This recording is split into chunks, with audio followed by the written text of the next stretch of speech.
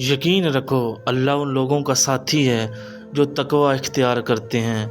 بہت عظیم ہے وہ میاں بیوی جو ایک دوسرے کے عیب چھپاتے ہیں اور کسی کے سامنے اپنے شریک سفر کی برائی نہیں کرتے۔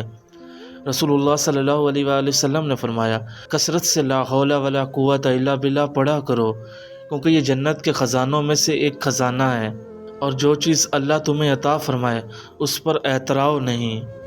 رسول اللہ صلی اللہ علیہ وآلہ وسلم نے فرمایا، جو اپنے مسلمان بھائی کی پیٹھ پیچھے مدد کرتا ہے اللہ پاک دنیا اور آخرت میں اس کی مدد فرماتا ہے۔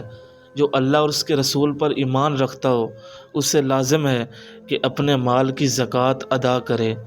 جو شخص باوجود قدرت مہمان نوازی نہیں کرتا اس میں بھلائی نہیں۔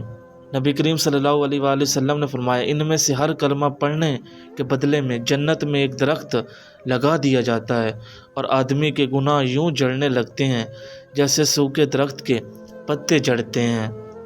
ایک لڑکی کو اپنے نصیب کی بہتری کے لیے اتنی ہی دعائیں کرنی چاہیے جتنی وہ جنت کو پانے اور جہنم سے بچنے کے لیے کرتی ہے۔ ایک شخص نے عمر بن عبدالعزیز کو گالی دی۔ انہوں نے فرمایا، قیامت نہ آنی ہوتی تو تجھے جواب دیتا۔ اللہ کی خاطر کچھ قربان کرنے کا نتیجہ بہت جلد سامنے آ جاتا ہے۔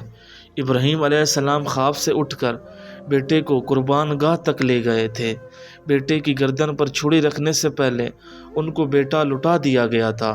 آپ کو بھی حرام چھوڑنے پر حلال کا انعام جلد ملے گا۔